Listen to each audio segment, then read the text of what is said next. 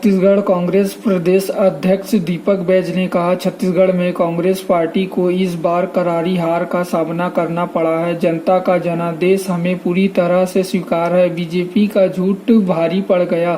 परिवार पालने वाले पर बुलडोजर क्यों? हमारे तमाम मंत्री से लेके हमारे बड़े लीडर हार गए। इन सब विषयों को लेकर समीक्षा होगी कि अगर कोई अगर सांसद रहते हुए विधायक लड़ते हैं, अगर चुन के जाते हैं तो उनको एक पद में बने रहने का इस लोकतंत्र में अधिकार है। या फिर वो सांसद रहे वर्तमान, या फिर विधायक रहे, दोनों में से उनको एक को चुनना है। तो अगर वो तो उनके ऊपर है, अगर विधायक चुन लिए तो सांसद इस्तीफा देना पड़ेगा। अगर आपको विधायक सांसद रहना है तो विधायक से इस्तीफा देना पड़ेगा। ये तो स्पष्ट। ये लगातार बुलडोजर की कार्रवाई चल रही है। रायपुर में तमाम जगहों पर बुलडोजर चल रहे हैं। इस पर रमन सिंह ने कहा है कि ये अवैध कब्जे या जो है अवैध धंधे हैं, उसको आने वाली सरकार पूरी तरीके से रोकेगी। आज बुलडोजर राजीव भवन तक भी पहुंचा, तो क्या राजनीतिक संदेश भी कि राजीव भवन तक भी बुलडोजर आ सकता है?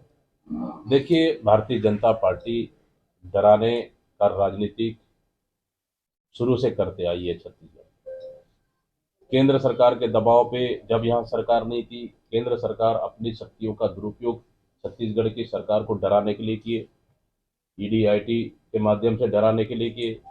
अब सरकार बनी, गठन हुआ नहीं है, फिर बुलडोजर और अधिकारियों डराने और धमकाने का काम कर रही है। मैं समझता हूँ इसके लिए लोकतंत्र में स्थान नहीं। राजस्थान, छत्तीसगढ़ और मध्य प्रदेश में जो नतीजे आए हैं, क्या लगता है 2024 लोकसभा चुनाव वो इफेक्ट डालेंगे? देखिए, तीनों राज्य में जो नतीजे आए हैं, ये नतीजे चौंकाने वाले हैं, आश्चर्यचकित है। देश का पूरा एग्जिट पोल छत्तीसगढ़ में एक तरफ, IBLIV इंटेलिजेंस का रिपोर्ट एक तरफ, आपके सभी मीडिया साथियों का रिपोर्ट भी एक तरफ, अब सब कांग्रेस के पक्ष में था। लेकिन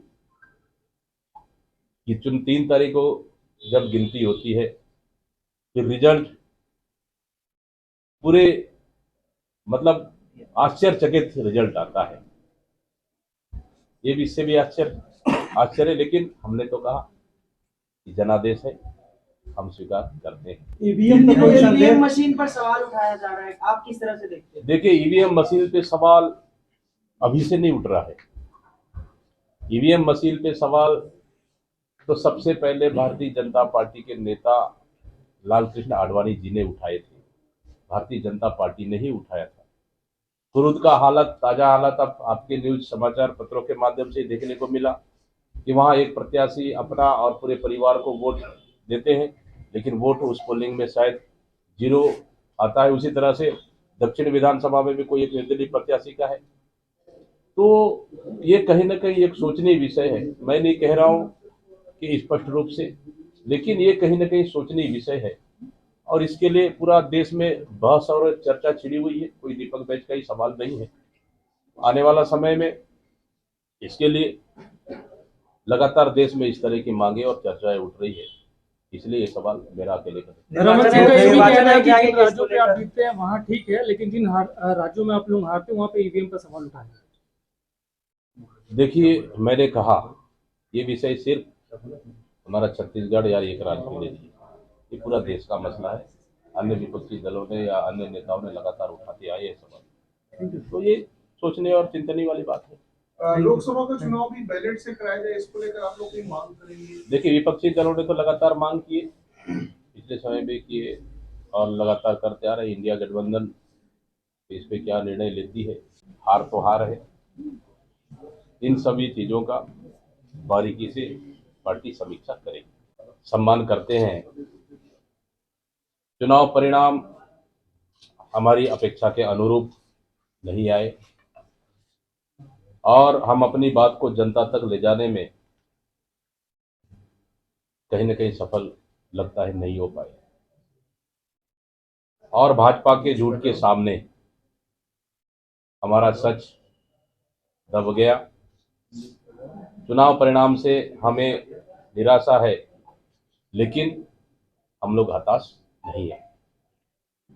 हम जन सरोकार को लेकर अपना संघर्ष जारी रखेंगे। छत्तीसगढ़ की जनता के हित की लड़ाई सभी वर्ग, सभी लोगों को हक मिले, इसके लिए भी हमारी संघर्ष जारी रहेगा।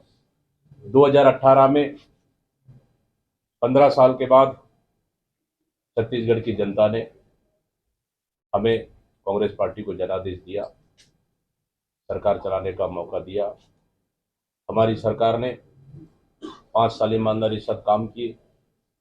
छत्तीसगढ़ के हर वर्ग, चाहे किसान हो, चाहे युवा हो, महिला माता बहन हो, आदिवासी हो या अनुसूचित जाति हो या सभी वर्ग हो, सभी वर्गों को साथ लेकर चलने का कोशिश किए। बस्तर से लेकर सरगुजा तक सभी क्षेत्रों में चहुमुखी विकास हमारी सरकार ने किए।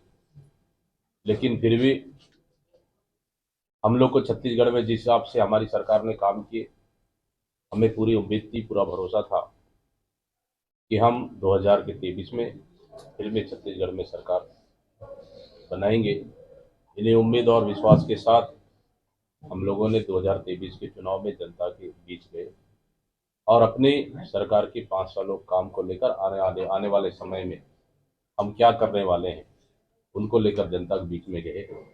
लेकिन हमें लगता है कि कहीं ना कहीं शायद भारतीय जनता पार्टी का झूठ हमारे सच्चाई के सामने भारी पड़ गया। इस वजह से हमें जनादेश नहीं मिल पाया। लेकिन फिर भी हम छत्तीसगढ़ की, हमारी कांग्रेस पार्टी लोकतांत्रिक पार्टी है, हम ये जनादेश स्वीकार करते हैं और भारतीय जनता पार्टी को बधाई देते हैं कि छत्तीसगढ़ की जनता ने उन्हें 5 साल सरकार चलाने का अवसर दिया।